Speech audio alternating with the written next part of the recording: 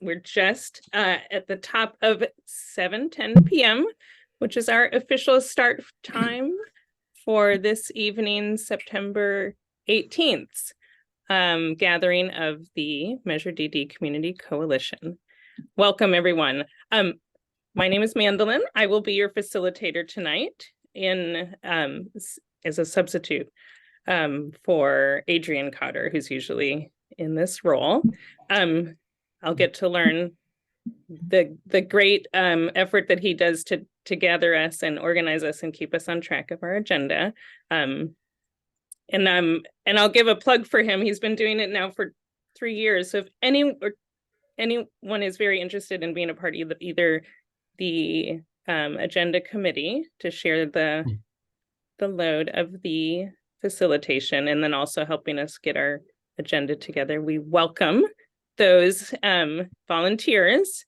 And as well, tonight we have OPRF is growing, as many of you have been watching and listening and paying attention, which I appreciate. And so we have 3 whole staff people here tonight, which I'm so thrilled about, both to learn your work through the years and also to give support to administration for the coalition, which includes hosting the Zoom this evening, as well as getting your meeting minutes out in a timely manner. Thank you, Bill. And for providing you those documents that will be shared as part of this evening. So I will paste for us in our chat the link to the coalition webpage on the city's website that has today's meeting agenda. And just this evening, some new documents have gone up. So please use that great platform to find those documents. We ask that if you have questions, be mindful there's others in the room and to take your time to speak one at a time. Raise your hand, that will help us keep that order. But if we don't see you, please do forgive us and speak up. So that will help us keep in line there. Other Zoom things, we have this meeting recorded, so that will be linked later on YouTube and then through the webpage. If I'm forgetting anything, please speak up, but I think those are the guidelines and how we'll go about this. We have community members, city staff, some design consultants, and OPRF in the room. And so we'll go and do introductions. Mandolin Kader-Edmond with OPRF, and I'm gonna go just in order of who I see so I don't miss anyone. So who I have next is Rick. Hi, Rick Rickard. I longtime member here representing Bike East Bay, and I also work closely with the Rosario on the East Bay Regional Park District. Thank you. And Rick was a great example, giving your affiliation so that we know what group you represent. So Bill Threlfall. Bill Threlfall from Waterfront Action. Naomi. Naomi Schiff, Oakland Heritage Alliance and the Coalition of Advocates for Lake Merritt. Thank you, Jenny. Jenny Gerard, Lake Merritt Weed Warriors, Lake Merritt Advocates, and Lake Merritt Conservancy Coalition. Wonderful. Bob and Mira. Myra Redmond, Agenda Committee, LMI, Weed Warrior. And Bob Redmond, Essex Community Action Committee, and also Lake Merritt Conservancy Coalition. Thank you. Apologies, Mira. Terry. Terry Fashing, Acting Manager for Watershed and Stormwater Management Division and DD Bond. And yeah, I work for the City of Oakland. Thank you. Sam. Yeah, Sam Bird. I'm on the Essex HOA board. I work with the Lake Merritt Conservancy and when I can, Weed Warriors. Wonderful. Kiera. Hello, Kiara Talton with OPRF. Hazel. Hi, this is Hazel Tesoro, also with OPRF, Oakland Parks and Recreation Foundation. Thank you, Hazel. Lee.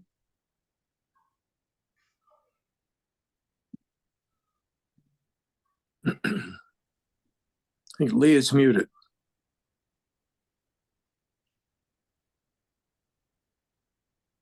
We can't hear you quite yet, Lee. I have to start from the top.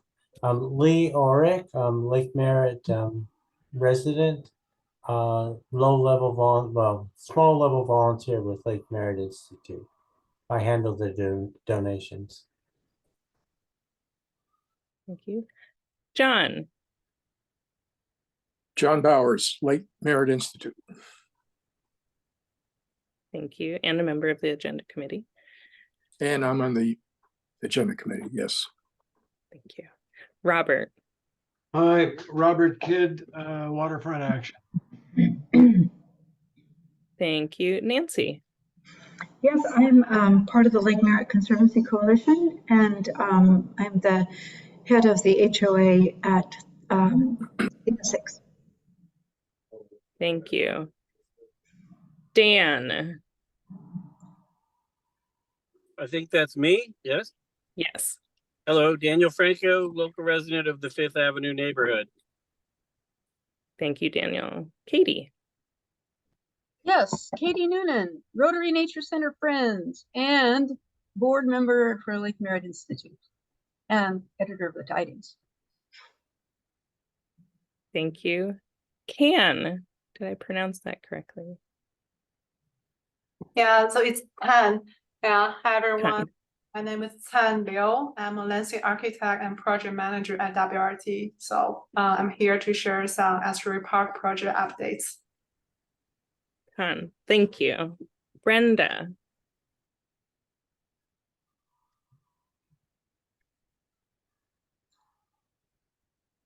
Muted. Brenda Ivy, Neighborhood Services Coordinator for Jack London Neighborhood Council. Hi, Brenda. Thank you. Richard. Richard Bailey, Lake Merritt Institute. I'm on the agenda at 8:30 because I want to get rid of that nasty sediment in Lake Merritt. And Chris. Hi, everyone. I'm Christine Reed. I'm with Oakland Public Works Project and Grant Management Division, and I'm the project manager for the Estuary Park project. Nice to see you all. Thank you. I believe that is everyone. Did I miss anyone? Fantastic. Welcome to all who are in the room. Thank you for giving that introduction and letting us know where you're coming from. Next in our agenda is, are there any changes to our current agenda, additions? Bill, I think, did you have anything we wanted to adjust here? I don't hear you if you're spoken yet. I haven't spoken yet. Okay. I have an item that I will suggest probably in the suggestions for future agenda items. So I'd like to handle it during announcements, but it's possible that the topic might come up in Terry's report, in which case I'll break in with it then. Perfect. Thank you. Wanted to check in there at the top. Appreciate it. Thank you. Of course. And so hearing no changes to the agenda, we'll move forward, and we have available the review of the July meeting minutes available at the link, and we may, do I have any comments, or we can move from that? When were those posted? That's what I'm wondering. I know there was a comment that wasn't there, so I don't know if those are actually at that link. So we may have to save They our. are not yet posted. thank you for checking right as live. So we want to bring that back when we have those to review. So we'll have those for next month. Okay. I'm going to move us forward. So we have the Measure DD Program Manager's Report as our next item. And that's Gotcha. Terry Fashing. Thank you.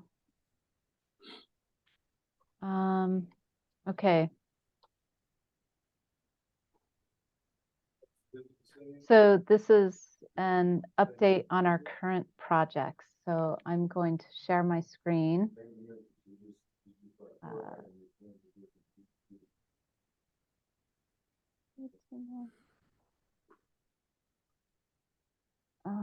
Share screen. Okay.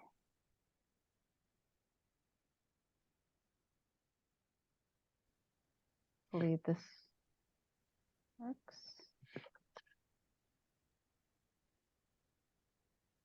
So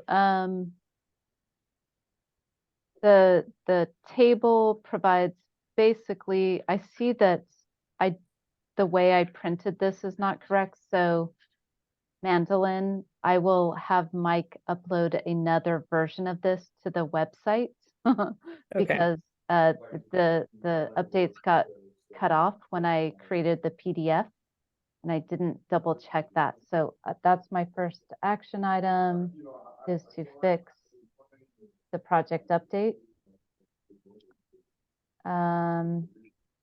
Okay, so but also available online is the PowerPoint. And so this is the update. So hold on, let me get this back up.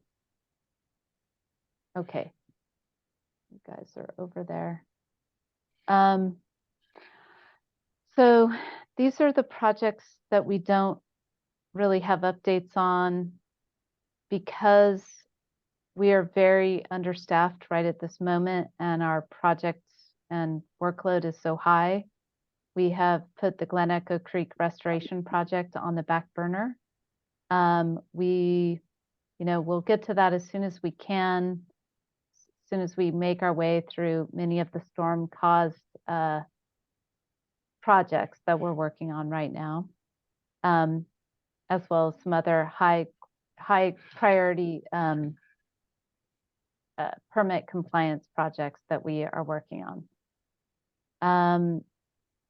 Let's see, these other projects haven't received updates in a while, but yeah, I will work on having an update on these for next time. We did hear back from the flood control district. You all compiled a list of questions that you had for the flood control district. We agreed to be to go to them with your questions, and they did respond. We sent them a spreadsheet. They provided their response, and that response has been posted to our webpage with the questions. And so the highlights, well, you can read the highlights yourself. I'm not going to go over those. So those are available.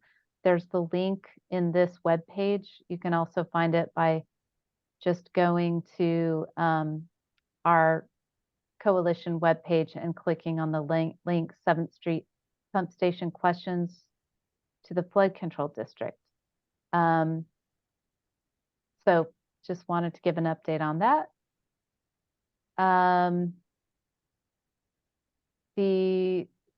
So I did talk to Craig. He has not been able to secure a contract to complete the work for this decomposed granite path around Lake Merritt. Did receive a quote, and the quote exceeds the available funding.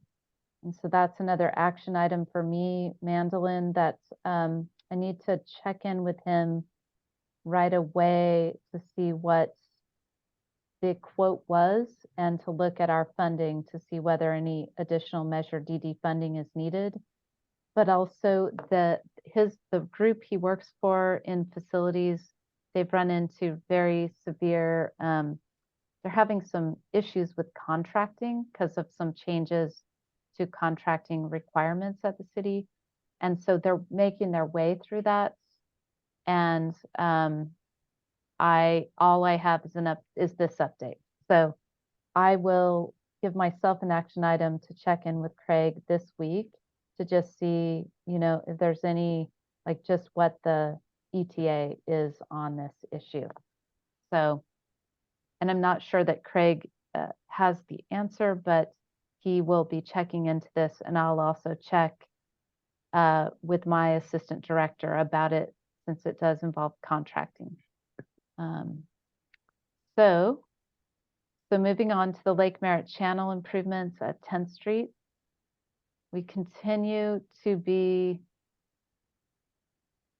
struggle because we have these regulatory agency permits that we need to close out. We were working with a consultant on a replanting, monitoring, and reporting plan.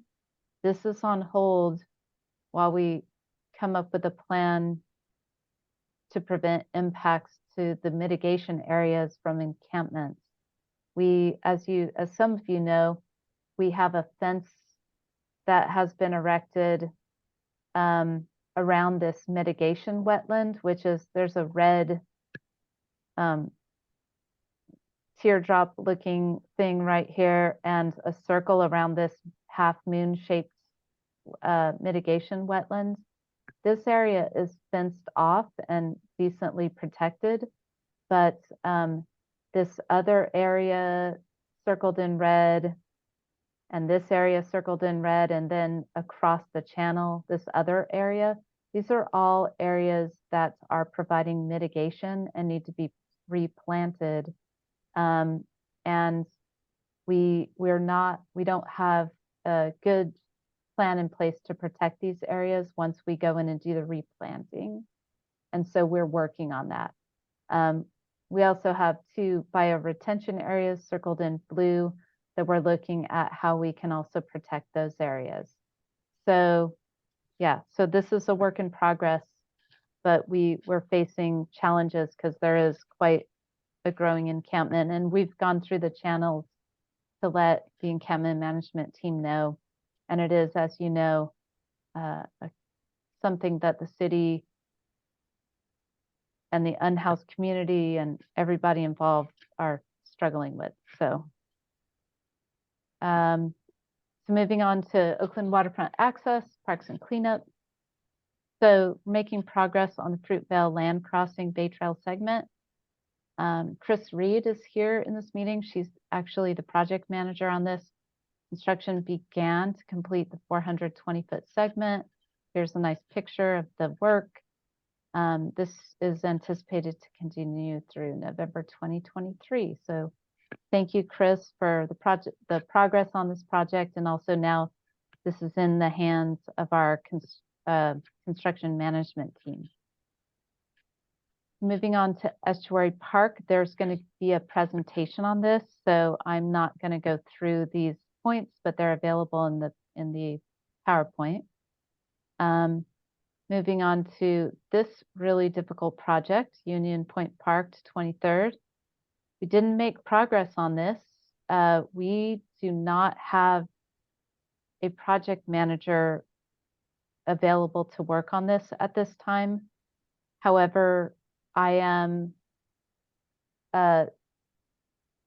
will make progress between now and our next meeting to meet with everybody concerned.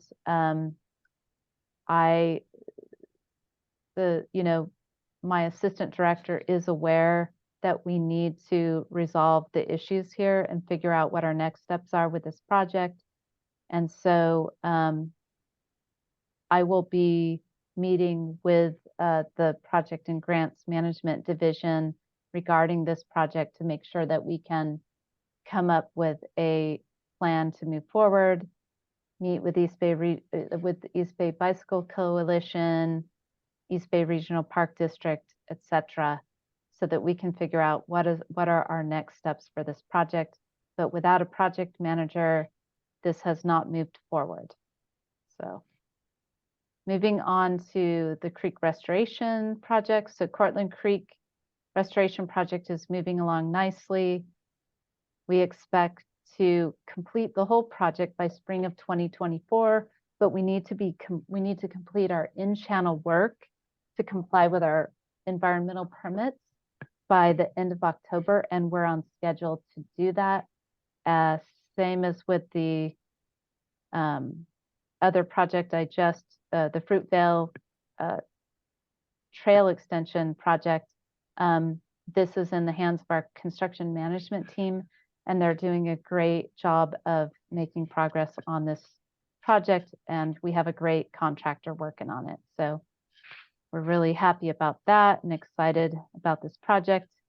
Then I mentioned the Glen Echo Creek Restoration Project.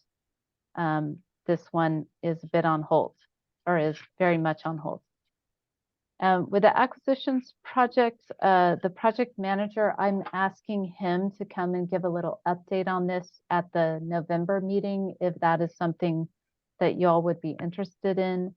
The Mike Perlmutter is asking the consultant for another draft of top 200 parcels to exclude developed lands. There was a bit of a problem with the modeling done by the consultant, so Mike is working with them on some revisions.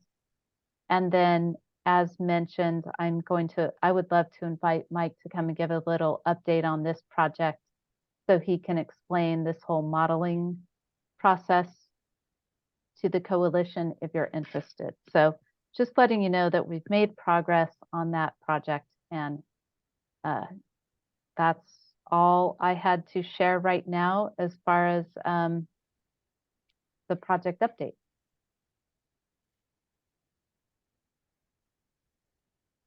There's a question, Mira or Bob?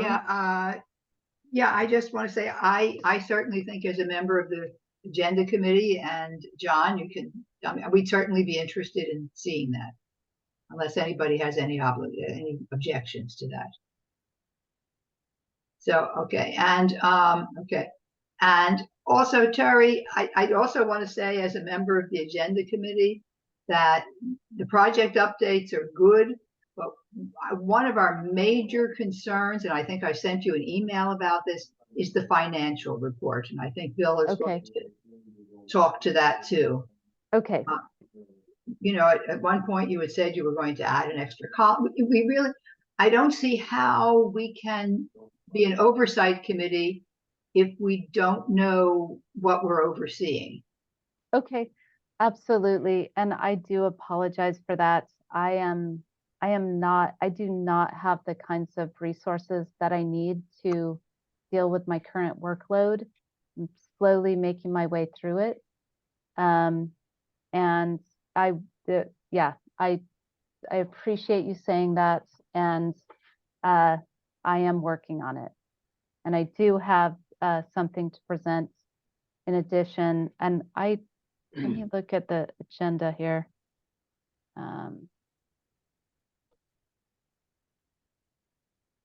Oops. Hold on.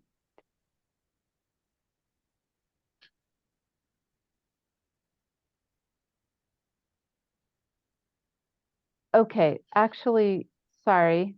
I somehow thought that this was later in the agenda. So let me share what I have so far as expense tracking. Okay. So let me come back. But do you want to say something, Bill, first, and Rick? No. Okay. Rick. I just wanted to thank you for being on top of Miller Milling, and I want to offer again that I would be happy to facilitate a meeting, including Dee Rosario and the staff of Bike East Bay, if they are appropriate, to working with Miller Milling to get the trail built through that area. Thank you so much. And I have shared this with my assistant director, and I will be arranging a meeting. I did have some preliminary meetings about this week, and it's been elevated, and we will make more progress on this between now and the next meeting. So thank you so much. So I'm going to go Please ahead. call on me if I can help you facilitate that, because we'd like to get it done. Okay, gotcha. So let me go ahead and share my screen. Thank you, Terry. Brenda, did you have a question Oh, before? sorry about that, Brenda. Yes, on. is there going to be any updates on Estuary Park That's Yes, coming. there's going to be a Pardon? whole presentation on that. Yeah. tonight? Yes. Yes. Okay, thank you. Yeah. Wonderful. Great. So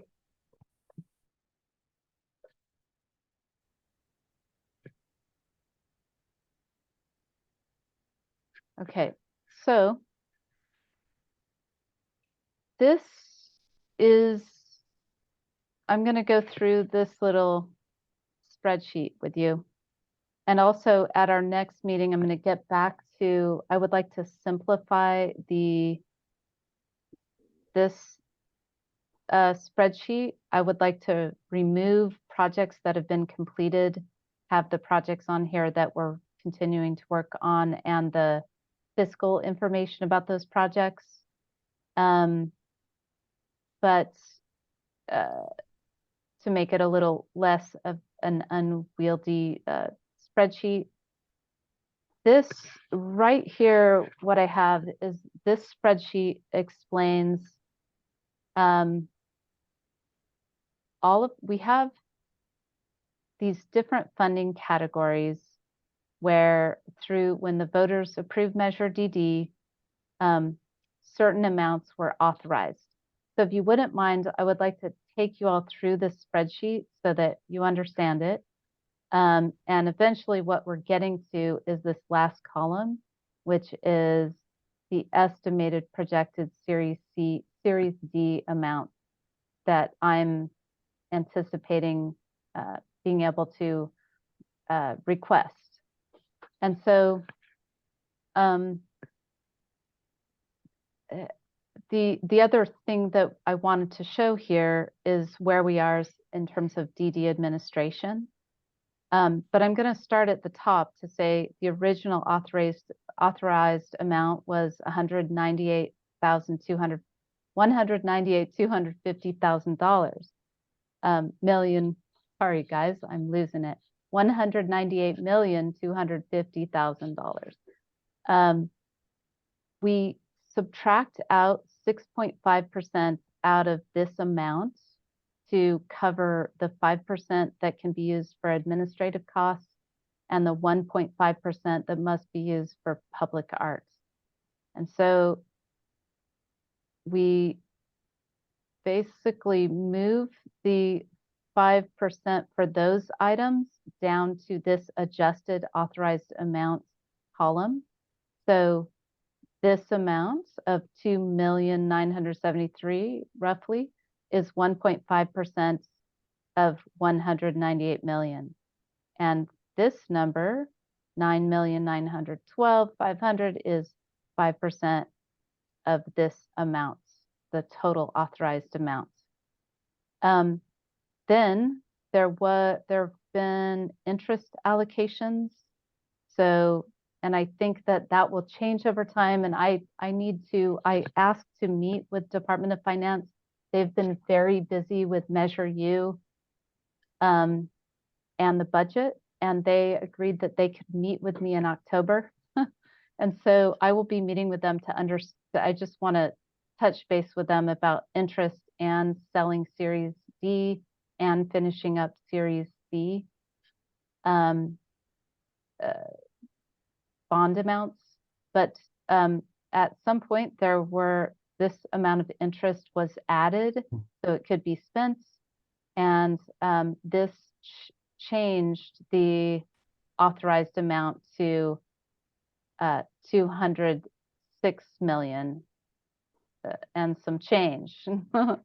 And so this is basically the authorized amounts minus the 5% plus the 1% plus the interest, okay?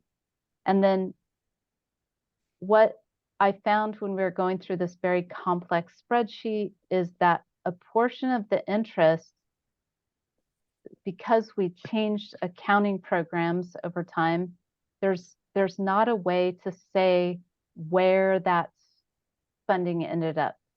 And so I've accounted for it in the spreadsheet up here because I don't know what category this interest was added to. I have some clues about that, and I'm working with my fiscal person who's helping me. We're working to try to figure this out. But for right now, we put this amount, which is it's part of this interest amount. Sorry to bore you all with these details, but I find it's helpful to be just get it all out there in spreadsheets like this. So so then what these amounts are is this shows by category the amounts that were allocated, right, originally. And then we subtract out the 5% and the 1.5%. So for the Lake Merritt category, it was originally 88 million. We subtract out this amount that goes down over here to public art and DD administration. And then we add in the interest to come up with an adjusted amount of 84, almost 85 million. But again, like I said, this amount of interest didn't get put into one of these categories yet because we're trying to figure out where it goes, because in the current accounting system, we don't have that information easily, readily available. And so we have these authorized adjusted amounts, and then we have these columns here for our total expenditures to date. So it shows staff expenditure, non-staff expenditures, and the total amount. Like I said, what this amount is 5% of the authorized total amount of 198 million. And so what this is showing is that to date, our total expenditures to date for administrative costs has been 8 million, so a little less than the total 5% off originally authorized.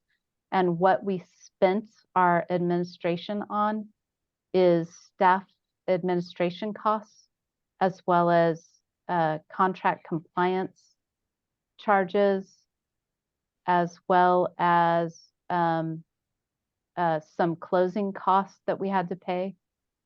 And the DD administration costs that are shown here include the amounts that we pay, like OPRF, to help us run this program, the small amounts that we did pay to waterfront action in the past, as well as staff costs for my time, for Kristen Hathaway's time. Right, so I just wanted to tell you that I do have those numbers that were requested. And then as you go through this process, we also figured out our total funds available right now. Then I created this column because what I'm trying to say here is this is total funds available not needed for existing projects. So this is my attempt to arrive at remainder funds.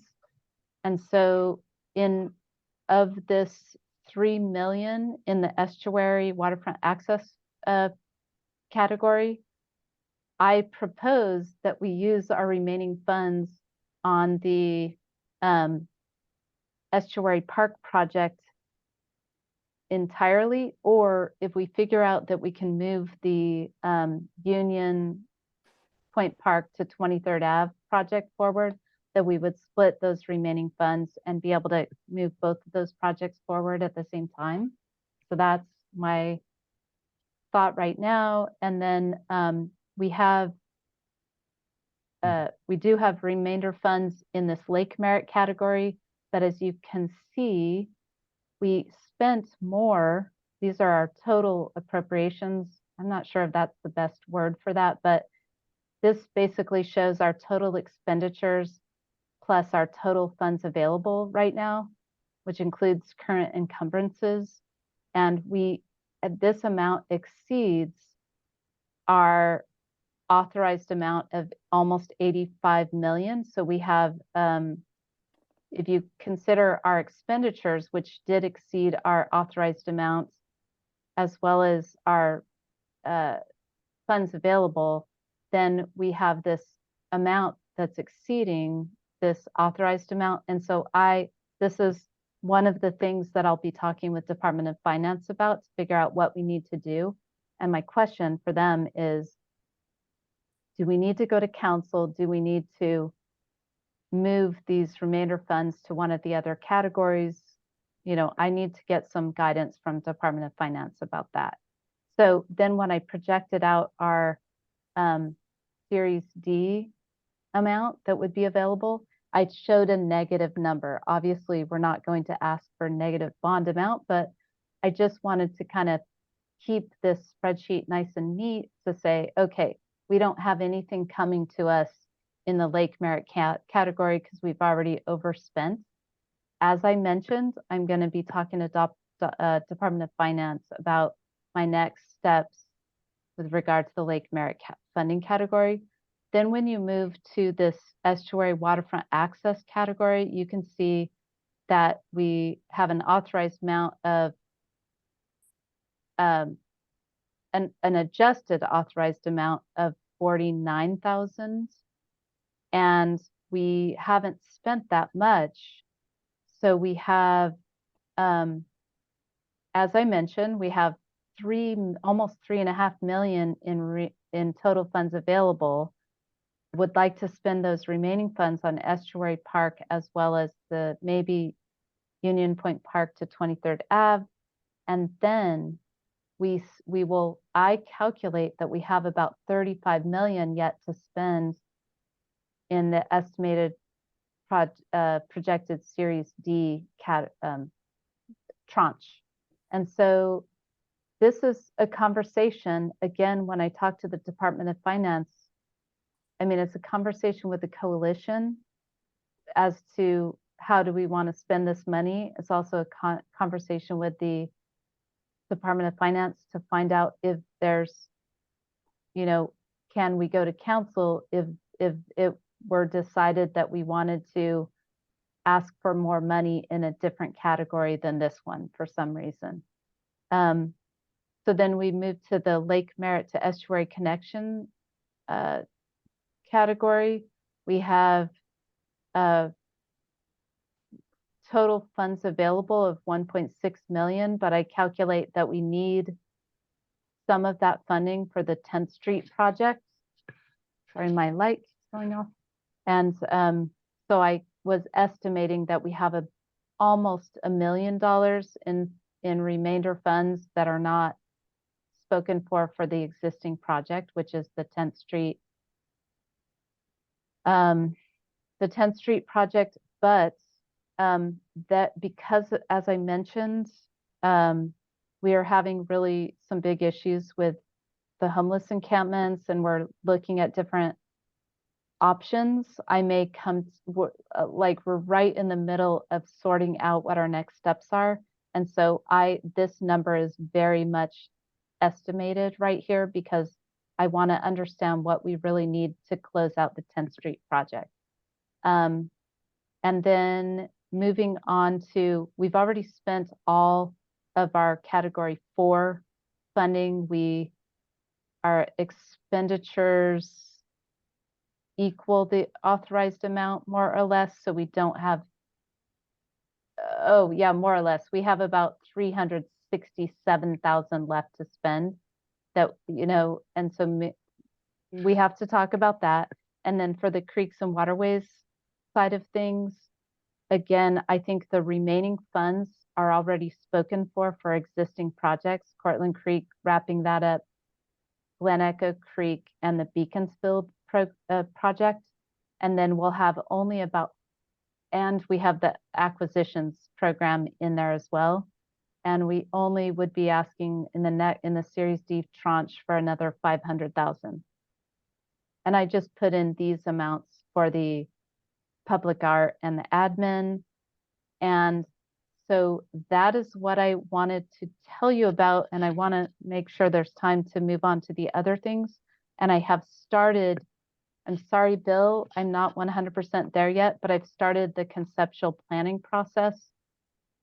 Again, I do want to meet with Department of Finance because within each category in the voter approved bond, there are amounts that were designated for subcategories within each category. And I want to understand how, I just want to understand what we are bound to do by speaking with Department of Finance and have them analyze the voter approved language and then come back to you all next time with a better conceptual plan. But I have made some progress. I know I will make more progress between now and the next meeting because we're finally making our way through several very urgent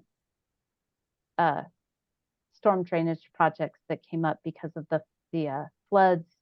And also we've had that Lake Merritt, unexpected Lake Merritt aeration project that has kept us busy. So that's what I wanted to share with you, and I can take questions and I can reshare if I need to, but I can't see you all when I'm sharing. So go ahead, Bill.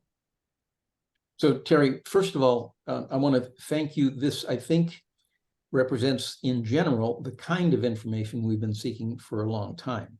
Yeah. So very much appreciate your effort to try to put this together. Second, this includes a level of detail that I don't think can be absorbed by members of this group in a brief presentation like this. It would really require a budget workshop, ideally, maybe a little one-on-one or small group work first to see what questions might arise. So I think we're going to need to revisit this issue. I do have a few specific questions about it. One of them is, how is it possible for I'm no longer looking at it, but I'll share it. Okay.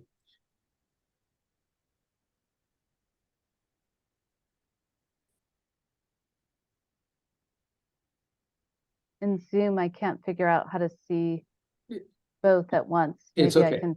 Okay. It's all right. Just Go ahead. Can you explain how it is possible that when the total expenditures exceed the adjusted amount authorized, we still have funds available? I don't understand. Well, right. That is. Look at the Lake Merritt line. You'll see 84,000. I mean, 84 million, blah, blah, blah. Total expenditures to date, 86 million. And now there's 1.5 million available. How does that work? That I have the same question and I need to look into this. It is, I don't know how that happens. So you're going to look into that. Yeah. My next question is, are these, in view of that and other past experience, are these good numbers? These are good numbers. That's why I've been so hesitant. I just wanted to make sure these were good numbers, and I keep getting into it and being interrupted. And so I feel good about these numbers because of the number of times I've sat down with them. I can't guarantee that there is not an error because it's a big spreadsheet. But I've tried to hunt down and find any errors that there could be in here. I will continue working closely with our fiscal staff to answer that very question. And I'm doing the same thing you're doing, which is asking a lot of questions. Yeah. Next question. Look at your adjusted authorized amount plus interest, and you've put the interest that you could not attribute to any particular category of the bond there in that shaded box, 3,122,000. Is that 3,132,000 available to spend in any category? No, it's already been. That is what is the problem with these numbers. Like I said, I need to adjust. Okay, let me rephrase the answer to your previous question. This column, adjusted authorized amount plus interest, needs to be revised once we determine how to distribute this 3 million, because it's going to increase one or more of these numbers. if that makes sense. Yes. And it has already been authorized, but it is, and I wrote a note here that there is an agenda report that is giving us clues to kind of figure this out, and I'm not sure why it is not easy to figure out. And my understanding is that the accounting systems changed over time, but yes, I am working on this so I can understand where should this go. Okay, finally, I want to say, I think this is the kind of information we're seeking because a number of us in the coalition have been discussing the idea that we're at a point where we need to step back. We're coming closer to the end, and we need to step back and look at the big picture. What remains to be done? How will the remaining resources, whatever those are, be allocated? Yes. And so how do we as a community group that provides input to staff and as a financial oversight group, how do we provide our input here? So we would like to have a good grasp of this, and I would recommend that you consider planning a series of workshops or presentations on this matter as you get these issues clarified, and seek to simplify. I had intended to ask for something that amounted basically to your simple column on total expenditures to date, and then we would just do a little subtraction just to understand what have we spent in each of the bond categories and what likely in a very round and general numbers remains. You've shown us something different here. This is great. It has a lot of detail. Are you clear? I'm sort of baffled by the expenditures shown in the Lake Merritt to Estuary connection column, the 20 million there. Are you clear about what makes up that 20 million? Yeah, all of the projects. What projects? The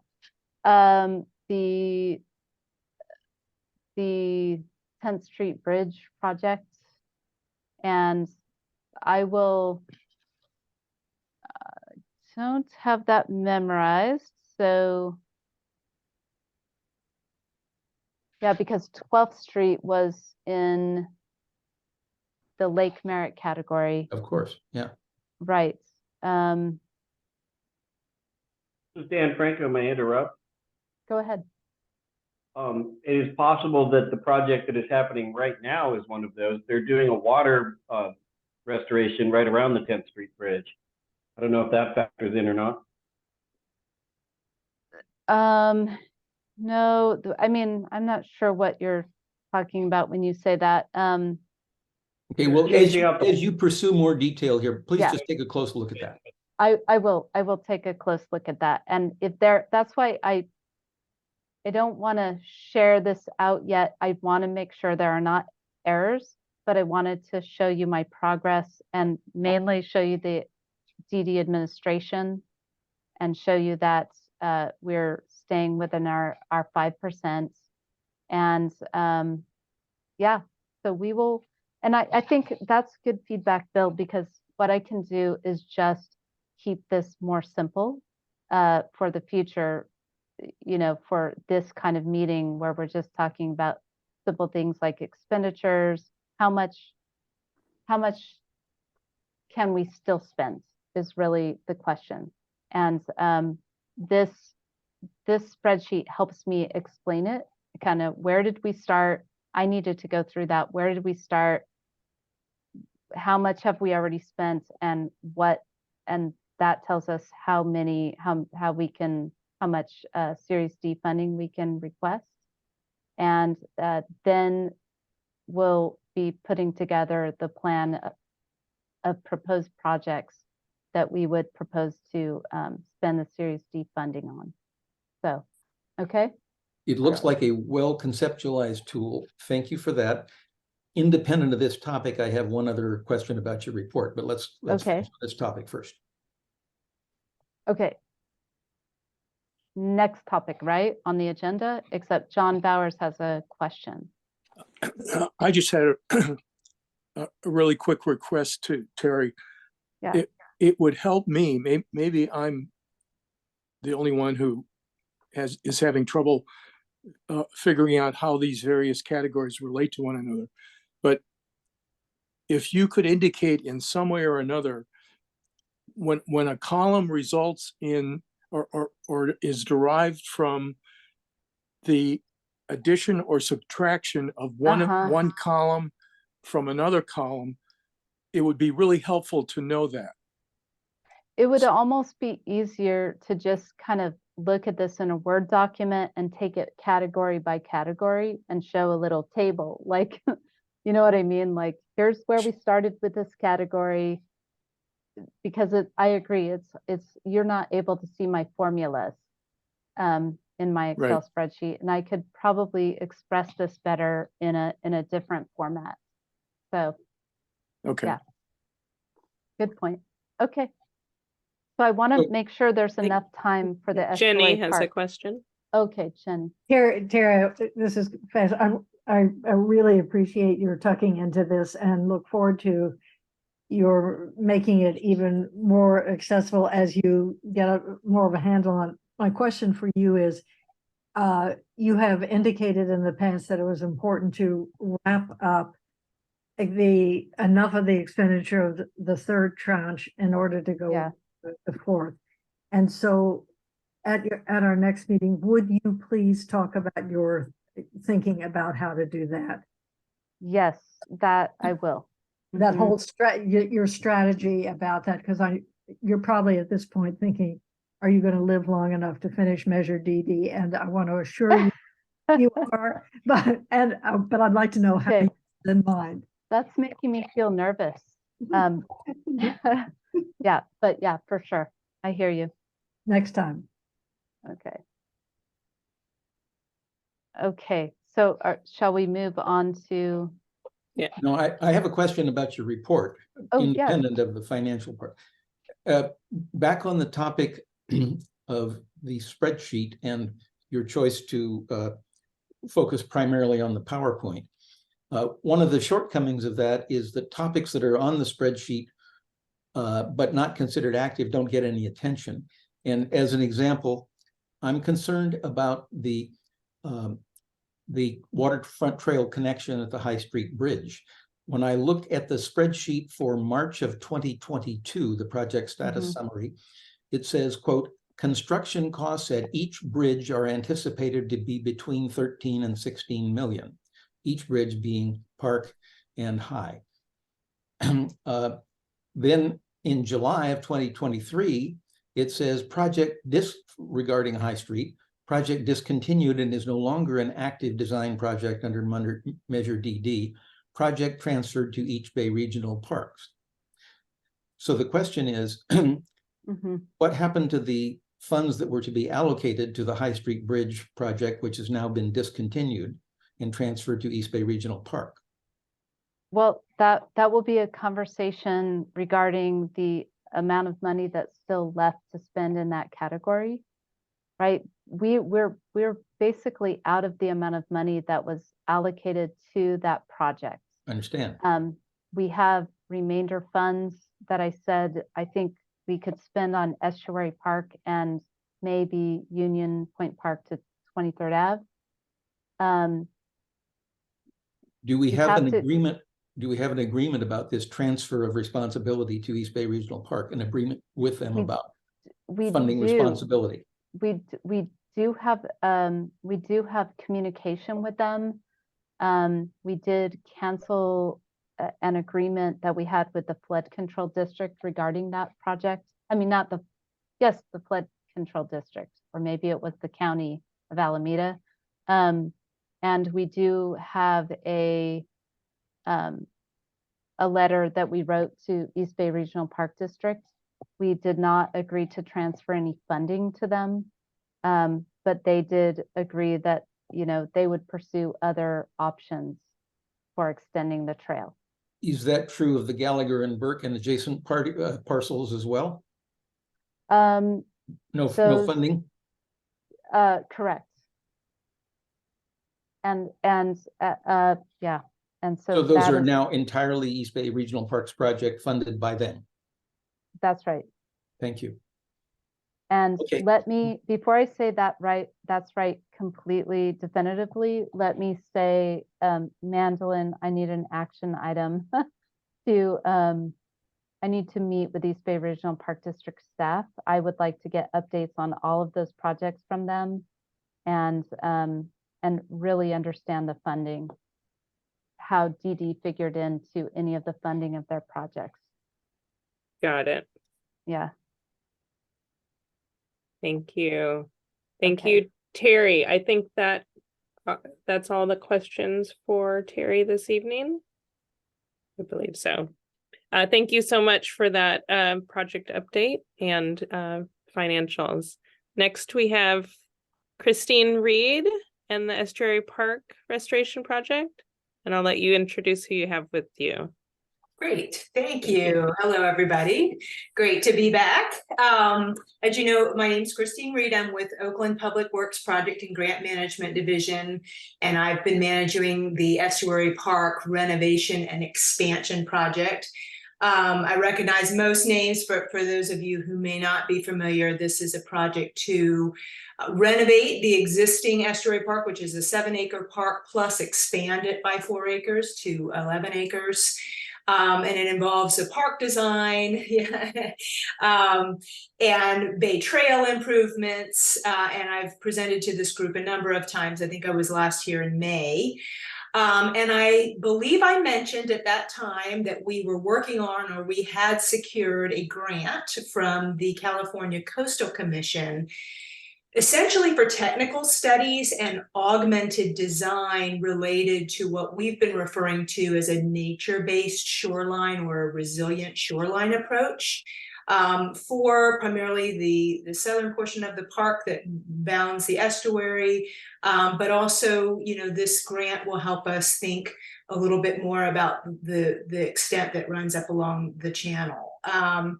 And so what I've got the design team of members of the design team who are leading this effort from WRT, they're the landscape architects, and ESA, environmental consultants. So San, who you met earlier, is from WRT, and then we've got, just looking to see who's joined us, we've got Louis White and Jorgen Blomberg from ESA. So I'm going to turn it over to San. I think San's going to present the slide deck. And then, you know, happy to answer other questions about the park after they've given a presentation. So, thank you. Yeah, thank you, Chris, for the introduction. Can everyone see my screen? Not yet. Okay.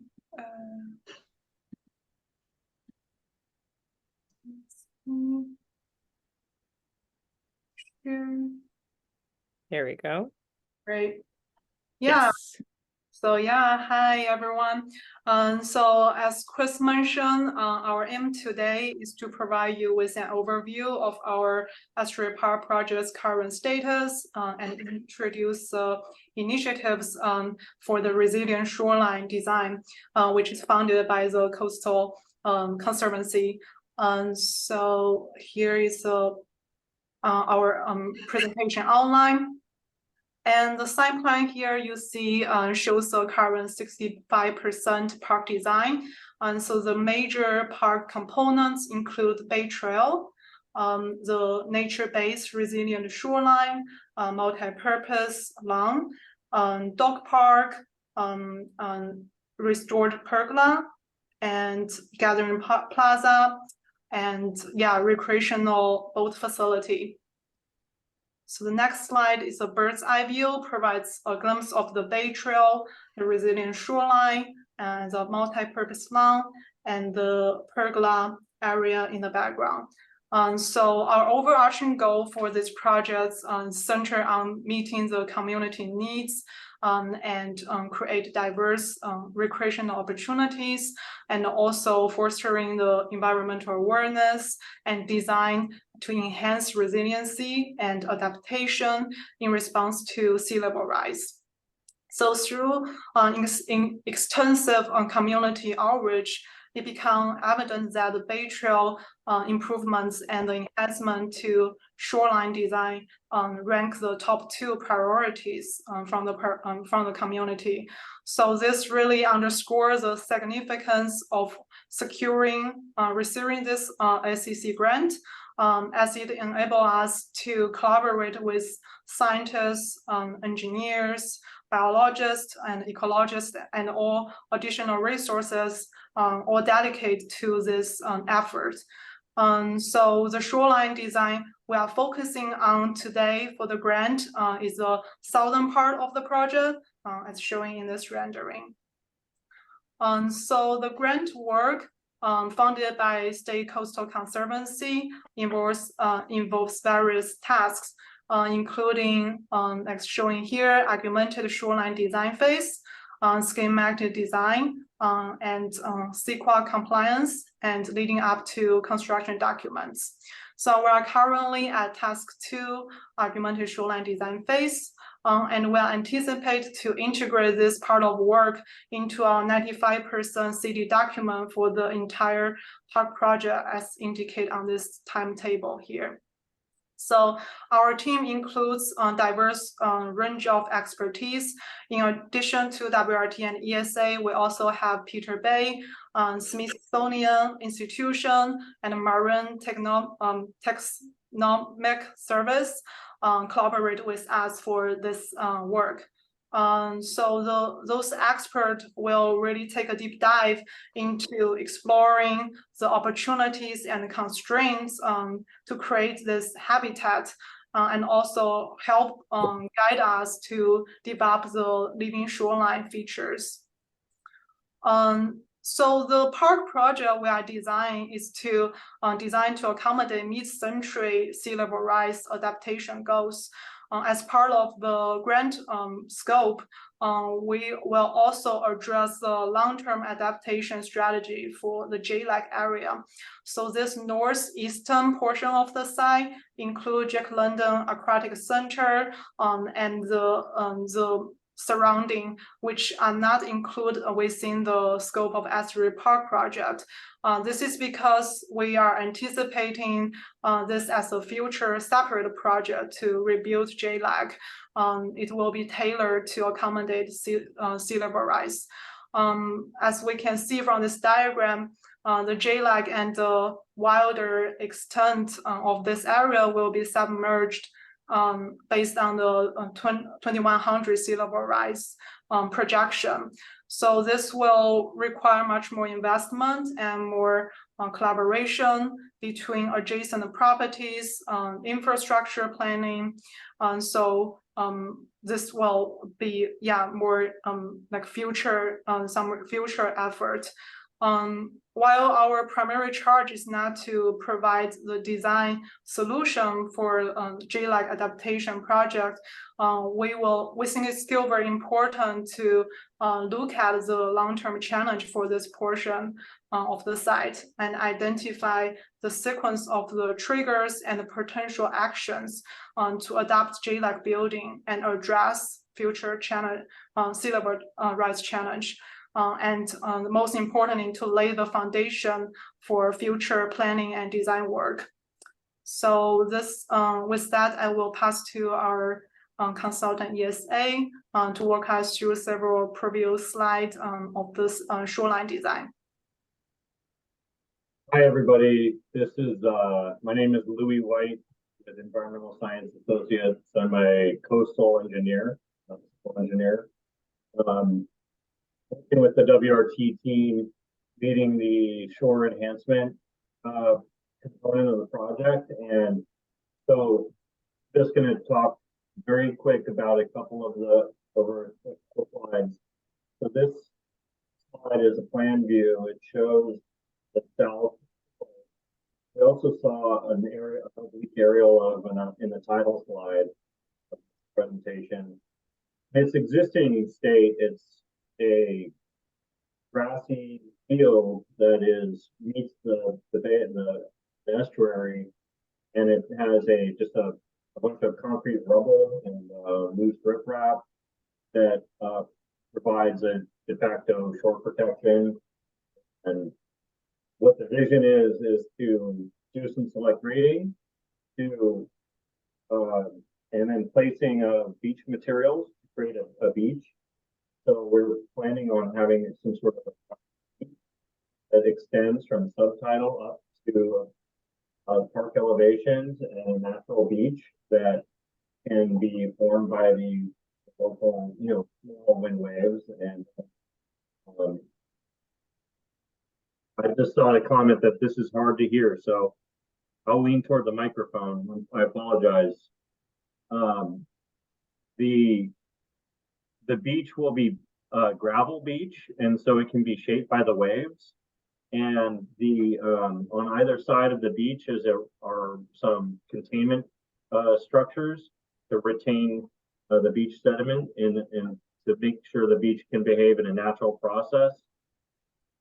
The other things I want to point out are we're using these nature-based concepts on the site. So offshore, we've conceptually shown some eelgrass bed in the subtidal area offshore of the site that we're currently doing a feasibility study on.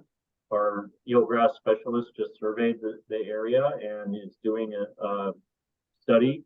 And then moving it up onto the rocks, we're looking at other opportunities with oysters and other algae and other habitat value that we can add to the rock structures, including planting of seed light in areas above the tides.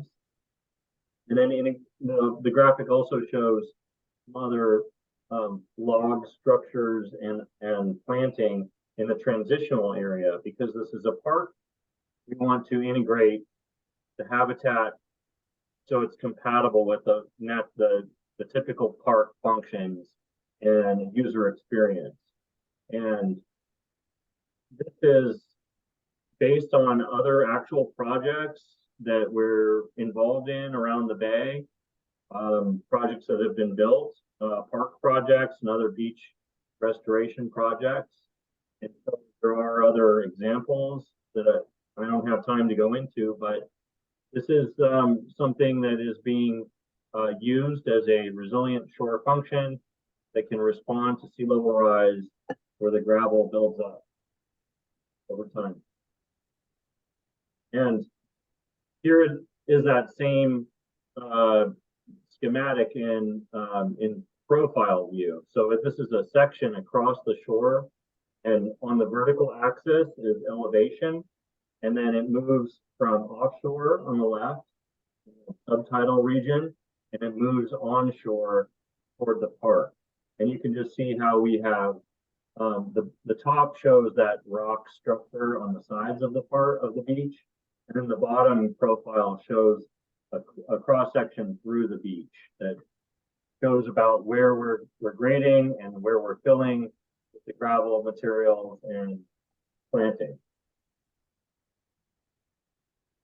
And so, working with our team of experts and with the Coastal Conservancy, we've identified a suite of habitat types. There's this vegetated beach ridge and transitional backshore with special types of looking at what types of plants can we use that are resilient to park uses and also are native and have some habitat value. There's the beach itself. And then how do we soften up the rock slope protection and integrate other vegetation? Looking at oyster reefs and opportunities for oyster, and then eelgrass and other submerged vegetation. And then on the right, we list some of the parameters and criteria that our team is kind of looking at in terms of the feasibility for each of these and how we will design it and integrate that into the project. The bottom left photo shows these special eco concrete blocks that are used in oyster restoration here in San Francisco Bay. And on the right shows some low hummocky dunes here in the bay as well. Yeah, thank you, Louis. I think that concludes our presentation. So yeah, we can answer any questions you may have.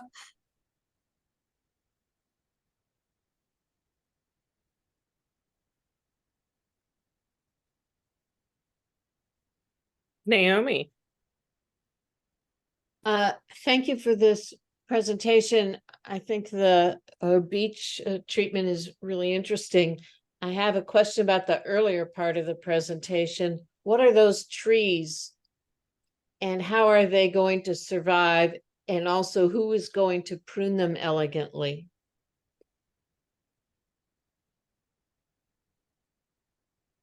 Yeah, so right now we are at 65% design, and we have a planting selections and planting palettes focusing on low maintenance, drought tolerant species. And yeah, we always have the maintenance as our like design priorities for all the park components, as well as planting. So yeah, we will keep in mind that maintenance will be important issue to further explore. But yes, So you don't know. So you don't know what trees these would be. Yeah, we have a planting species list, but those are more artistic renderings, so it's not exactly what we are showing on our on our document. Thank you. I am very familiar with our coast, and there aren't very many large deciduous trees near salt water along our coast. For example, at MLK Shoreline, which comes to mind immediately, which has been planted by the East Bay Regional Parks, but I don't think they've put a whole lot of deciduous trees near salt water. And so that's why I'm asking. I'm sort of curious because these look like large deciduous trees. Thank you. Yeah, that's a good point.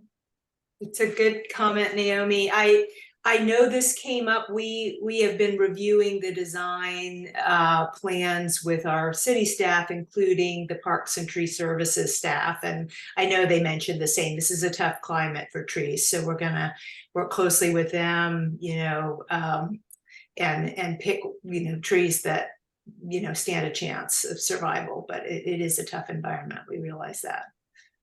Thank you. Daniel? Hello. Excuse me. I have two questions. Is it possible to go back to slide 8, first of all? Thank you. So this is for the architect and design team. I noticed on the far left that there appears to be the drawing of a marina, and I would gently request that that be removed for two reasons. One, you may not be aware, but the neighborhood has been fighting the idea of a massively polluting and money-losing marina for years. So I don't see any reason to carry water for the developer by pretending like there's going to be one there. I also believe that BCDC gave them a hard no because they want to do dredging, and BCDC doesn't want to do any dredging. So that's question number one. Is that something that could be removed from the drawing? Are you referring to the existing marina? If you look closely, nope, go back to 8. Yeah, that. What you're looking at there is not the marina that exists. That's much closer to the mega marina that Yometti's trying to put in that we have been fighting tooth and nail. Yeah, that's a good point. This rendering, we're using the aerial photo, the Google aerial as a background. But yeah. But my point is, while it seems innocuous and harmless, it's very much not, because it assumes that the marina is a done deal. And since I don't believe you guys have a dog in that fight, I would request that you not be making that public pronouncement. Yeah, noted. Thank you. And the second question is procedural, and I don't know who can answer it. But getting back to this developer, Zarcian, also known as Signature, also known as Mike Yometti, is he not legally obliged to be paying for all of this? And therefore, why do you have to spend a dime on it? Oh, I see. You're referring to the development agreement. So that's wonderful. Really, yeah, that's doing it. Just don't understand why you have to pay for it, because he's obliged to do that.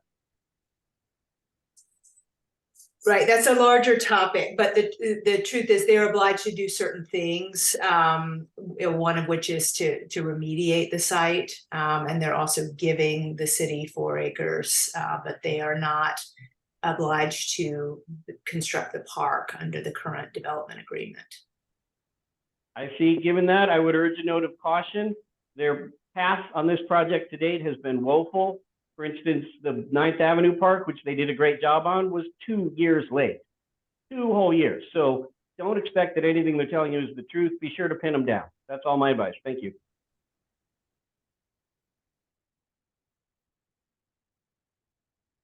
Thank you, Daniel. Are there other questions for this item?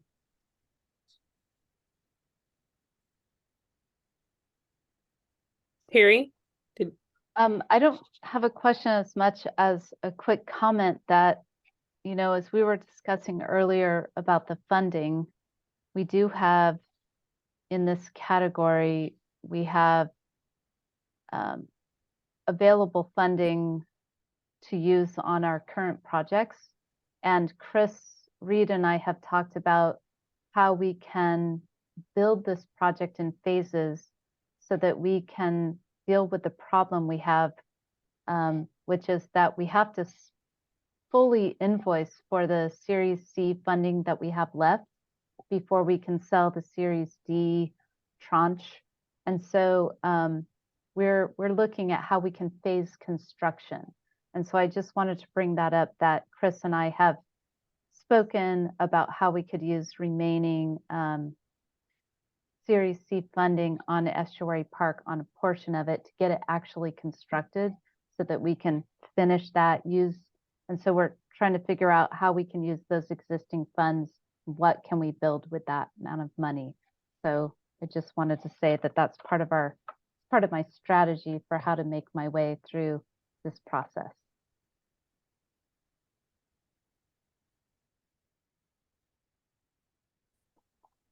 Thank you, Terry. John? Shall I go? Yeah, I think you're up next. Yes, I wanted to ask the environmental consultants to describe or discuss the avian or water bird species that may or will be attracted to this beach area to use as, you know, roosting or foraging habitat. Well, I'm not an expert on the birds, but we are working with an ecologist, Peter Bay, who has brought up the roosting structures for birds like cormorants and other types of seabirds that can roost on objects like in the water, and he also has provided some input on other shorebirds that would utilize like beach area. But I'm sorry that I can't give you better information right now. But our team is, you know, doing this ecological feasibility enhancement study right now, and so we will have like a habitat memo that is able to describe all these different types of species that we are like targeting as part of the goal. Yeah, Well, I guess. I'm sorry, John. Go ahead. Yeah, I just hope that consideration or that factor has played into the design of your beach area. If Peter Bay, I know Peter Bay, he's you know, a giant in the area of ecological management, and if you've got him working on this, that gives me some comfort. Yeah, so yeah, Peter Bay is on our team, as well as I see a comment about not only plant botanists, and ESA has a team of biologists that we're integrated with that have been visiting the site and working with us on this. So we're going through that right now, these habitat goals, and what are the ways that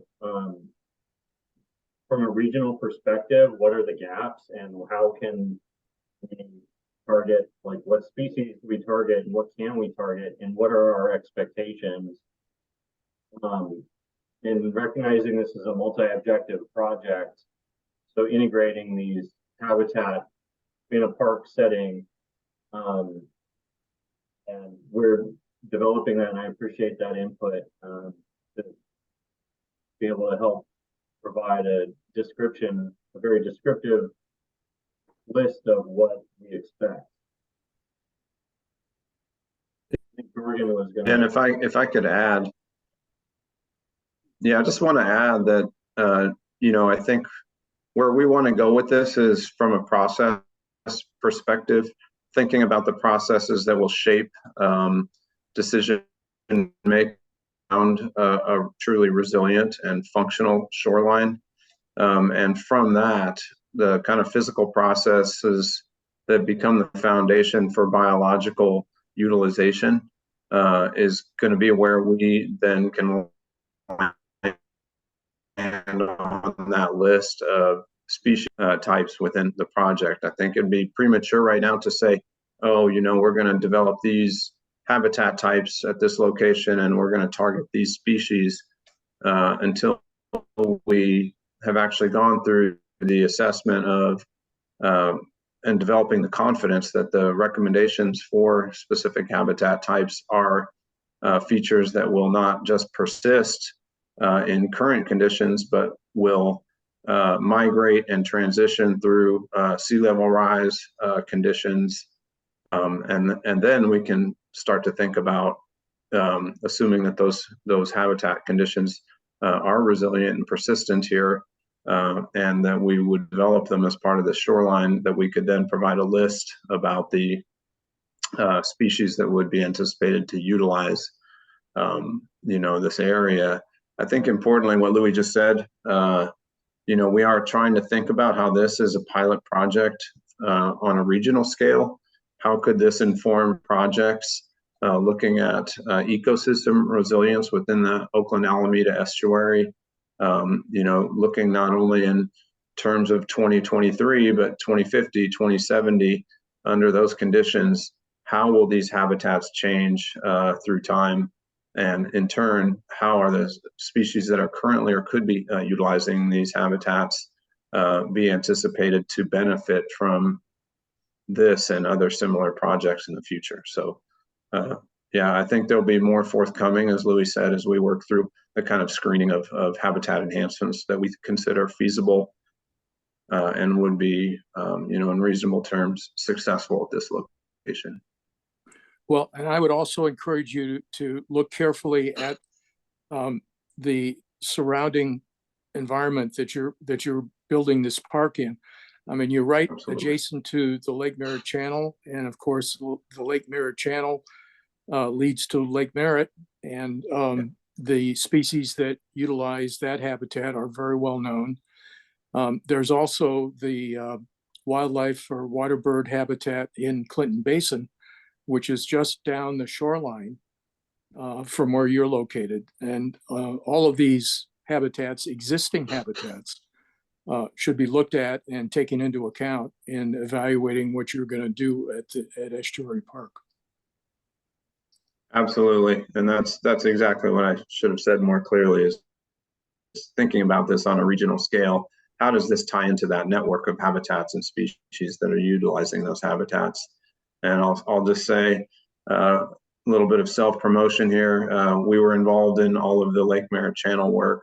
Jeff Haltner and I were involved in the Clinton Basin work, and so you know, we have some familiarity in terms of those projects and the, you know, physical functions of those habitats and how they're evolving. Yeah, totally appreciate that comment, and just will reiterate that we do want to see Estuary Park and any habitat enhancements here as part of a regional ecosystem.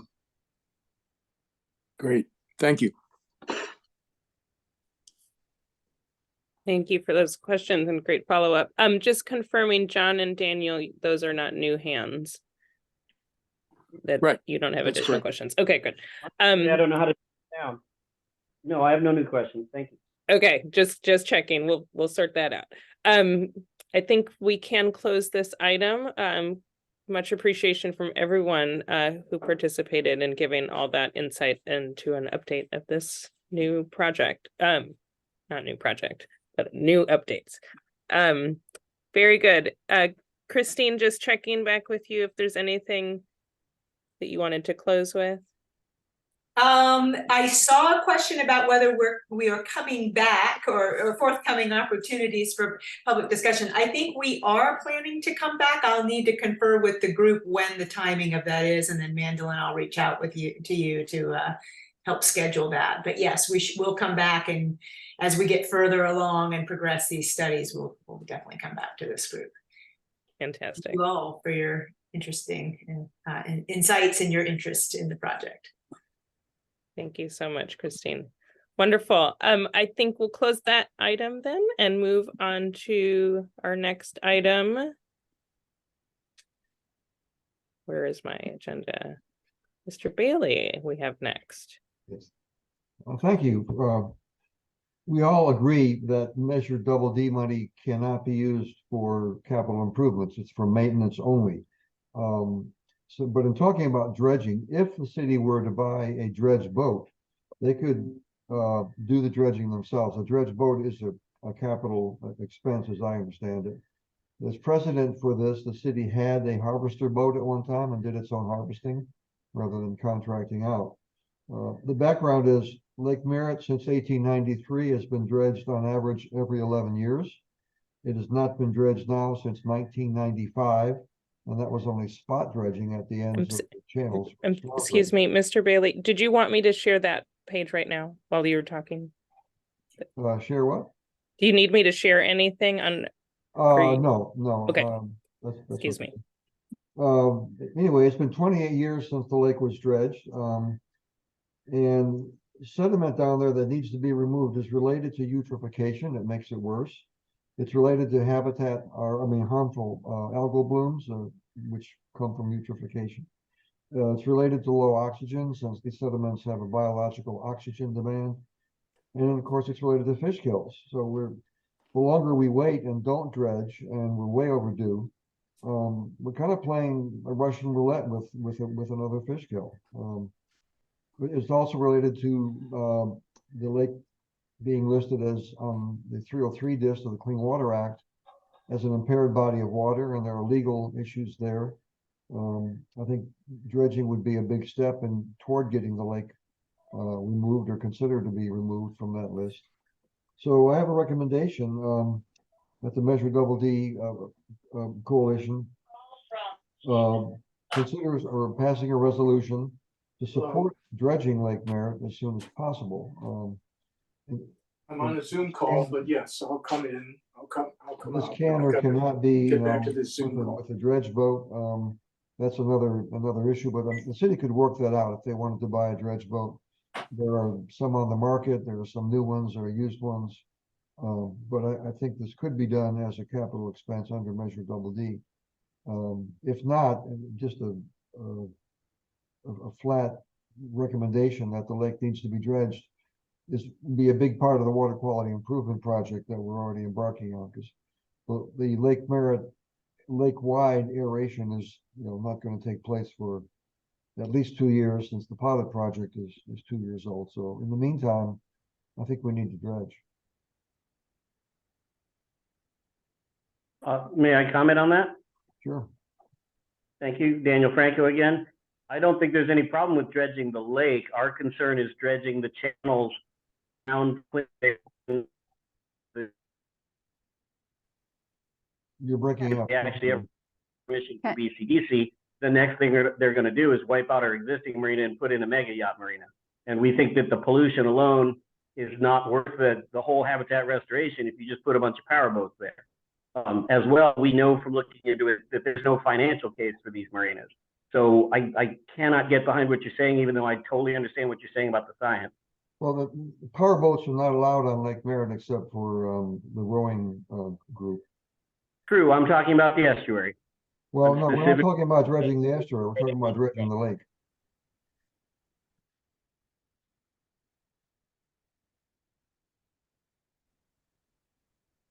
Right. Thank you, Daniel, for that comment. Mr. Bailey, is that the close of your presentation? Did you have Well, I questions? think it would be great if Measure Double D could weigh in on this and at least, give us a sense of where they're thinking. Mhm. Naomi. If I could just respond briefly, there are categories under the bond measure. One of them is water quality. It's going to be necessary, I think, to figure out whether Terry can find money and or funding from other sources. I think it's interesting. I think you've brought up something really important. It would be great to know what these boats cost, like what kind of magnitude of expenditure are we talking about? And I think it would be possible to develop support maybe from Measure DD as an idea promoter, if not a funder. But it would be great to have an idea of what kind of money are we talking. Is this millions? Is this thousands? Is it somewhere in between? Without knowing that, it's a little bit hard to know what kind of a project is entailed. Probably be in the thousands. Interesting. Thank you. Good question, Naomi. Mr. Van. Good evening. Oh, we're not hearing you yet.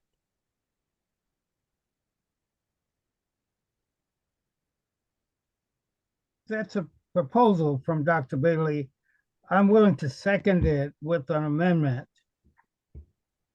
that Measure DD recommends dredging of the lake at the earliest possible date with the seeking of outside funding, grant funding for that purpose.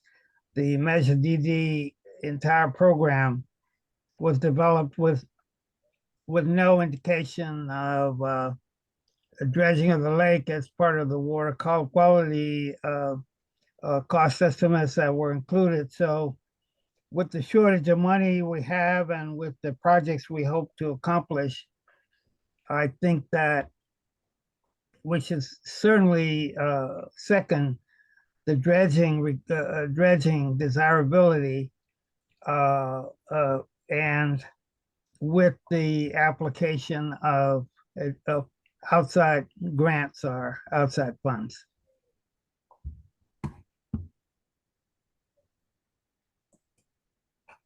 Thank you, James. Jenny? Thank you, Dick and James. Seems to me there's coming to the DD Coalition is this big question about what can be done that hadn't been contemplated when we got started on Measure DD to ensure greater water quality. And dredging and aeration and oxygenation are all topics that are, I think, very much in front of us right now. And I would like, and I'm not sure where this would come in, but I would love to hear from Terry, your group at some point about sort of the grand design that would take dredging and aeration and oxygenation tool and the equipment that would be necessary, the infrastructure or the dredger boat, so that we understood it in whole. I feel a little bit we're going at this in a piecemeal way, and although I understand, Dick, your sense of urgency, I'm personally wanting the big picture here, and so I hope, Terry, in those idle moments that you don't seem to have any of, that you are thinking about how to build a case for such a comprehensive program around ensuring improved water quality. Yes, and I think if the coalition were interested, we could give an update at the next meeting on that project. both the pilot project and the Lake Merritt Water Quality Management Plan project that we conceived of and applied for funding from Representative Lee. We think we're going to receive almost $1 million, but it just has not been confirmed. I keep asking, and I think it takes a long time for that whole budget process to go through its process at the federal level. And so we will, I think by the next meeting, we'll be ready to come and actually give a really good update on where we are. I've assigned Jennifer Stern to be the project manager of that project. As you know, we're working, we installed one aeration device. We will be installing this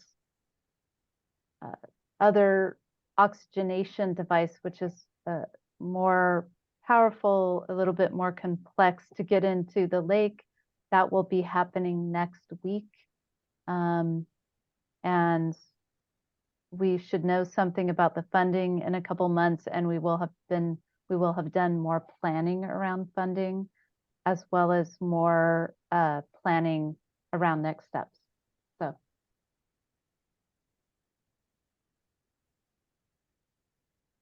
Thank you, Terry. Bill?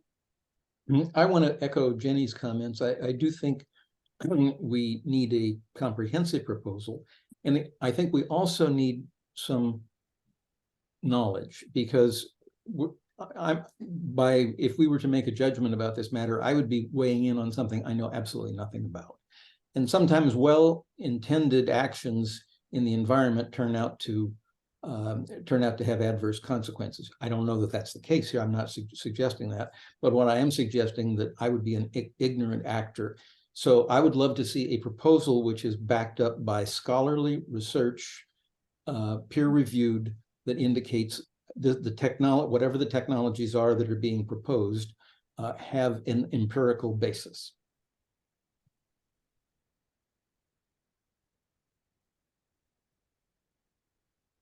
I appreciate that comment. Thank you. Is Katie next, Mandolin? Yes. Okay. I would like to agree with Jenny, with Bill, and also thank Dick for his comment about possible things to do. And as a representative and as a person who has done a lot of water testing in Lake Merritt over the long haul, I think the kinds of information that you're asking for are critical. We should keep in mind that the current project is a pilot project, and that that it's something that could bring valuable information that is specific to the ecosystem that we're dealing with. These things are complicated systems, and so I applaud everybody's comment on that.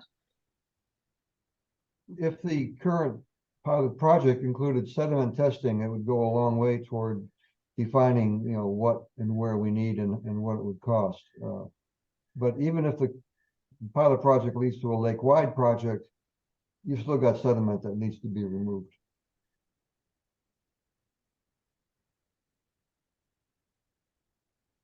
I very much appreciate that comment, and we'll definitely take that back to some consultants that we have on board, and we'll share this information shared here at this meeting with the project manager. And yeah, like I said, if the agenda committee would like, we can come and give an update on where we are with this whole project at the next meeting.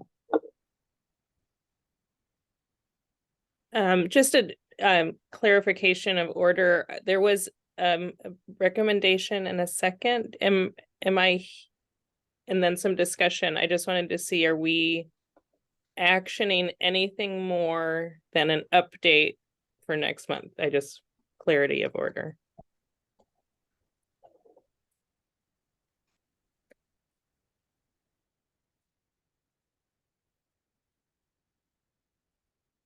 I lean on my agenda committee think- to just, I think thanks. the sentiment expressed was that the coalition would like to see a proposal related to, or at least a plan related to the issue of water quality, including dredging, oxidation, and the other aeration that Jenny mentioned. A plan of what is recommended and how much it will cost and what the time period might be. So I think the group would like to see a plan written out. Thank you, Okay, James. I guess I'm on the agenda committee. Adrian's not here. Sure. We would like to see a comprehensive plan, a report, including your recommendations, costs, and James, what was your third thing? Last fall, we met Sanders in Mississippi. Timing And timing, okay, Yeah. costs and timing. Yeah. Okay. To include the possibility of dredging. yeah, dredging, aeration, the other things that relate to water quality. Yeah. The infrastructure is the other thing I heard too. Good. Right. Infrastructure. Thank you all. Greatly appreciated. So we have that action clearly documented, and for our next meeting, thank you. Checking back to our agenda. And our next item then are announcements. Oh, I'm sorry.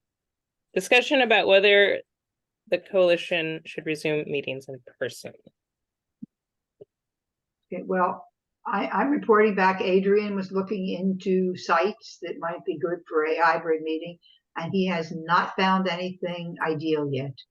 And he will continue to look. And Mandolin, you also have some ideas? I did.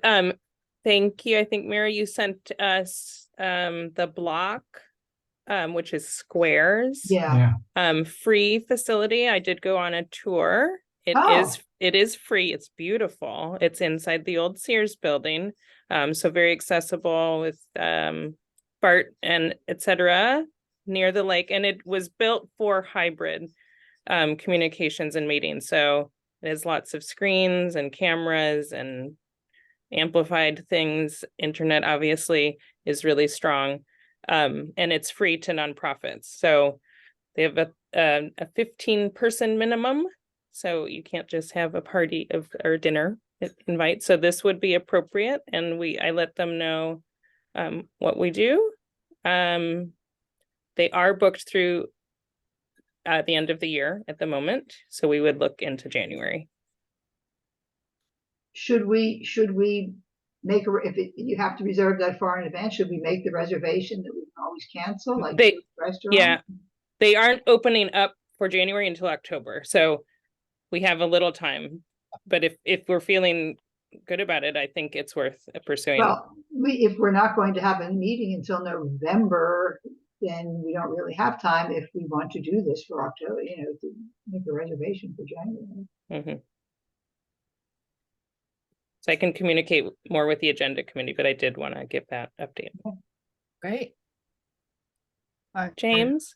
I noticed that the city council has had some meetings at the garden center, and our meetings have really have piggybacked on the I don't know what's the name of the club, the garden club.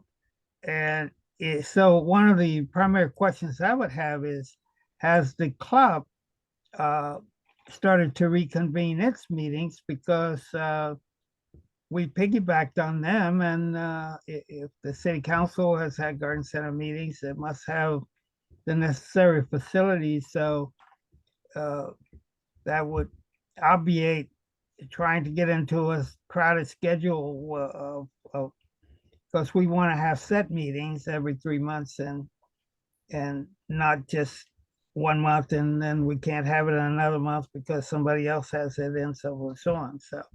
So my first preference would be to go back to the schedule and the location we had formerly, if that is in place yet. My understanding is that's not set up for hybrid meetings that we have been talking about. I have an update on that too. It was not set up. Prac did try it out. I was one of the guinea pigs. So this past Wednesday, they tested it. It was okay. It was a little hard to hear being on the remote end. But I can talk directly to the team to see how it went overall and if we can piggyback to that. So that's another thing that we can do on the sooner side.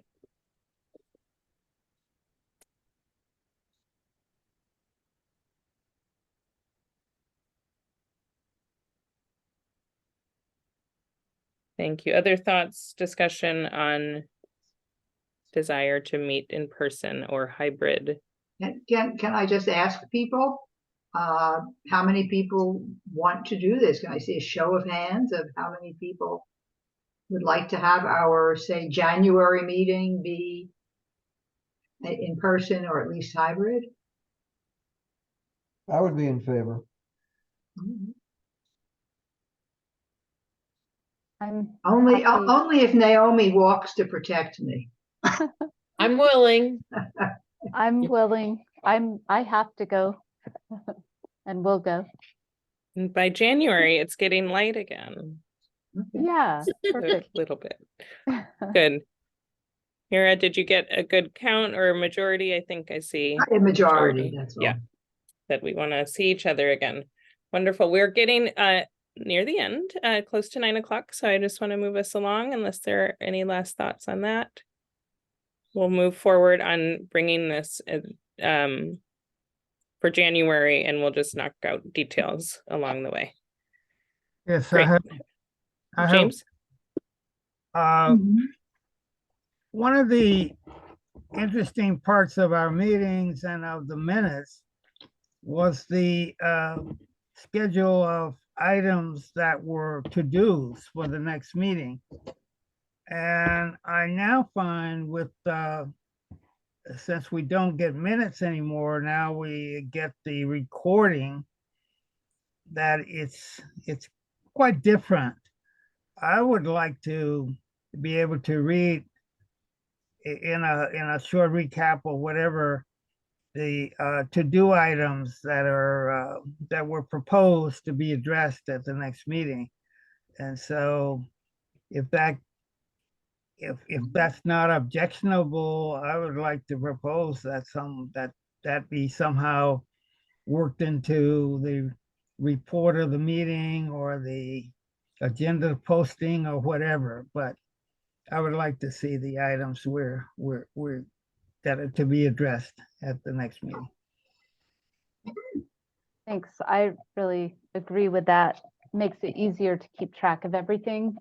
But you should be receiving the minutes. We have sent those out. So, and we are posting them online. I didn't find the minutes. No. Anyways. I just found the recording.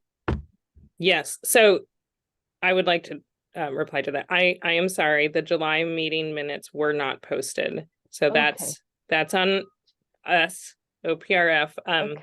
I have heard that feedback and we want to do better. We have, like I mentioned before, Hazel and Kira here in support of that. So that I hope I am at least showing that I'm being responsive to that need, and that we can help work together with the agenda committee to get that feedback loop clearer for everyone. So I think we'll start with sending out just this list of things that I've been gathering throughout the meeting tonight, Terry, so that you have that, like you had asked, that a whole 2 months ahead prompt. And then I think agenda committee, we want to meet separately just to go over, do we have everything right? And are the agendas in the right place? And then team, just double eyes and checking and feedback.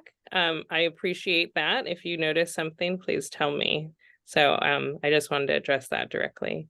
Thank you. We're right 1 minute to go. Katie and John. Yes, I believe there's a place for announcements of Rotary Nature Center Friends activities and so forth online. So I just posted the recording of the last talk by Mark Rosan of Laney College about sea level rise, its effect on native communities in the Bering Sea and the ecology. A lot of parallels with some of the climate change issues that we're considering in the Bay Area regarding effects on people and native and plant and animal communities. Then secondly, this coming Saturday is Citywide Creek to Bay Day, and there will be projects for everyone to participate near you. So go to the city website to find one near you, but I would like to heartily recommend a location at Lake Merritt. There are 3 projects at Lake Merritt. Rotary Nature Center Friends will be doing habitat restoration, marshland restoration and study, plankton observation, water quality testing, and just general cleanup at the Sailboat House Marsh right near the boathouse. Lake Merritt Institute will have the annual lake cleanup with their program, and which is my program as well. And then the staff of the Rotary Nature Center is hosting a project there as well. So I heartily encourage everyone to come on out and support the waterfront of Oakland by doing. Thank you, Katie. John, then Bill. Unmute. Oh, we're not hearing you yet, John.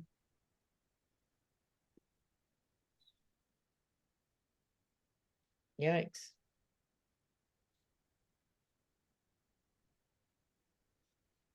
Not yet. Can't do it myself. Why don't you have Bill go while John finds his speaker? So Yeah. I would request that Terry present again the newly introduced financial report that she brought in tonight with the clarifications and simplifications that she intends, and that we couple that with a discussion by the coalition of a presented staff vision for how we'll spend the remaining funds. I mean, that's basically our question, is what remains. So if we can understand what the staff's vision is and then share the coalition's reaction to that with the staff, we'll be engaging in a dialogue about the direction of the bond implementation. Thank you. And generous time allotments for those. Mm-hmm. Thank you. John, Can you hear me now? yes. Okay. I wanted to go back real quickly to the issue of having an item in the agenda relating to assignments for future meetings. It would really be helpful to us as the agenda committee if we specifically identified those kinds of items during the meeting itself. And so, and then we'll have a way of knowing exactly what people think should be listed as an assignment to be done for the next meeting. So if I could enlist the help of everybody on the coalition to help the agenda committee do that, I would appreciate it. Well, John, we formally, that was an item on the agenda. They were repeated at the end of the meeting, what the to-do items were. So they would be repeated at the end of the meeting, and then they would be part of a written out set of items. Yeah, that was action items, right? We always summarized action items at the end, and I've been doing my best to take notes on the action items that we have now. And unfortunately, they're all on Terry, but okay, James's idea works as well as my idea, so. And so I can read back what I have taken notes of. Jenny. I'm in the announcement part. I just make sure to put in a plug for the Lake Merritt Weed Warriors monthly work day, the last Saturday morning of the month. That's the 30th. We'll be working along the lake shore on Harrison at 21st Street. Tools and gloves provided. If you don't have gloves, you can still come. We'll protect your hands and have a great day. So please come on out. Thank you. Fantastic. Other announcements? Yeah, Bob. Want to tell you that the Lake Merritt Conservancy Coalition is an ongoing thing now. We've had 4 meetings, and the next meeting is on the 3rd Saturday of October. That is the October 21st. The location will be the Lake Merritt United Methodist Church in the Star Fellowship room. And that room is capable of about 50 people. Many of the people that are on the screen right now are part of this coalition, and we look forward to having you show up at that time. You can stay in touch with myself or Jenny, Bob at lakemc.org, Bob at lakemc.org, and I'll get that information specifically to you. Thank you.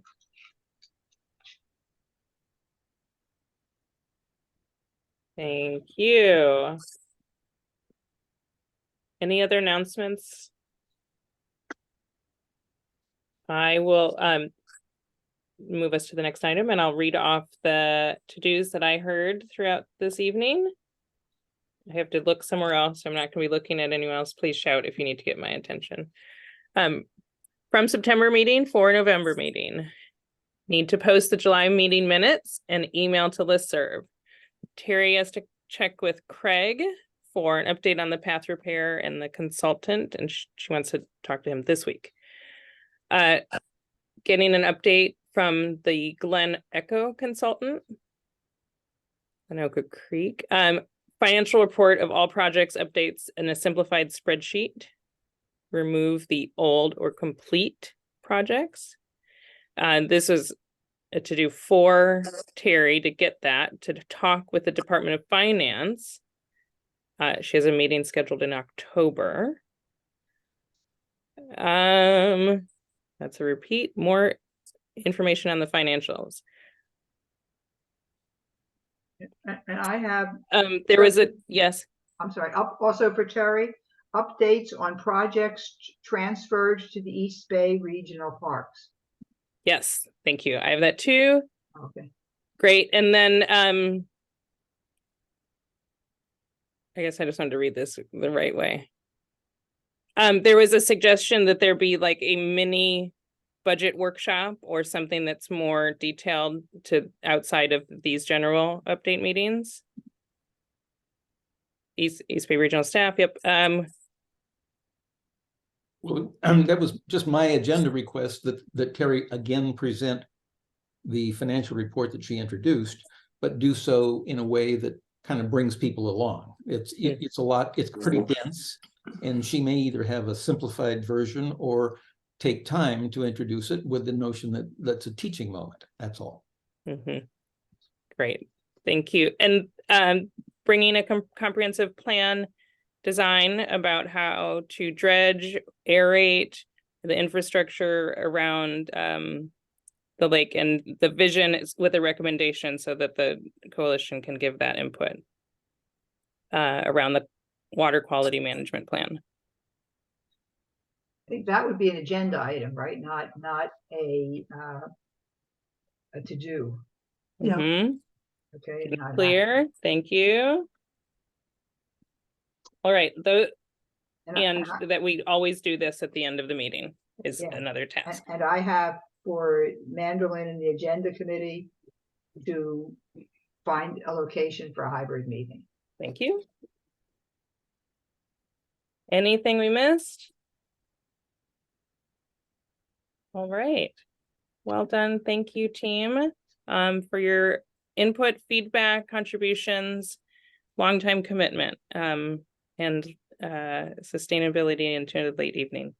Thank you. With that, we'll close at 9:09. Thank you to Mandolin for doing it all. Thank you, Mandolin. You're welcome. You're welcome. Thank you. Ciao. Good night, all. Good night.